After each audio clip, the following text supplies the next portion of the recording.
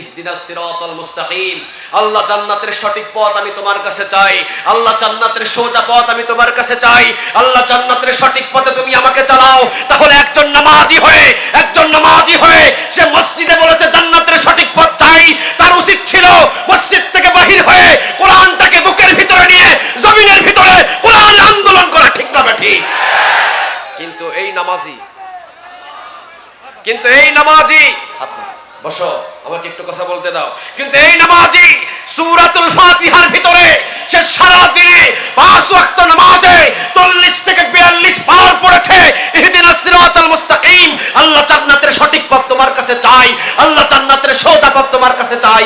আবার এই নামাজি মসজিদ থেকে বাহির হয়ে লাঙ্গলের মিছিলে ঘুরতেছে, এরশাদের পিছনে ঘুরতেছে, লাঙ্গলের মিছিল নিয়ে সারা জীবন ব্যস্ত আছে। বোঝা যায় মসজিদে বলে এক, মসজিদ থেকে বাহির হয়ে করে আরেক। এর মতো বাটপার পৃথিবীতে একটাও নাই। আওয়াজ দিয়ে বলেন ঠিক না ঠিক? আর একটু আওয়াজ দিয়ে বলেন ঠিক না ঠিক? কার সাথে বাটপারি করতেছে? সবাই তো বললেন না কার? আরো জোরে আওয়াজ দিয়ে বলেন কার? আপনাদের কি বুঝে আসছে কথা বলেন, বুঝে আসছে? আমি আমার এরশাদ কাকুর কথা বলেই পার হয়ে চলে যেতে চাই ঢাকা শহরে। কঠিন দলের কথা বলে আমি ওই আমির হামজার ভাইয়ের মতো যাওয়া সম্ভব? আমির হামজা ভাইয়ের সাথে কিছুক্ষণ আগে খাওয়া দাওয়া করলাম, একসাথে আসলাম।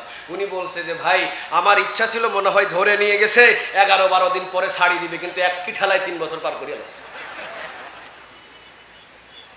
সহজ কথাগুলো আমি আপনাকে বলে দিতে চাইলাম, সহজ কথাগুলো আমি শুধু আপনাকে বলে দিতে চাইলাম। প্রথম নাম্বার কথা হলো, আমি মসজিদের ভিতরে যা বলেছি ওই মসজিদ থেকে বাহির হয়ে যদি আমি সেই কাজটা করতাম, আল্লাহর কসম করে বলি বাংলার জমিনের ভিতরে মসজিদের মুসল্লি যদি মসজিদে যা বলে মসজিদ থেকে বাহির হয়ে এই কোরআনের আন্দোলন শুরু করত, বহু আগে বাংলার জমিনে কোরআনের রাজ কায়েম হয়ে যেত, ঠিক না বেঠি?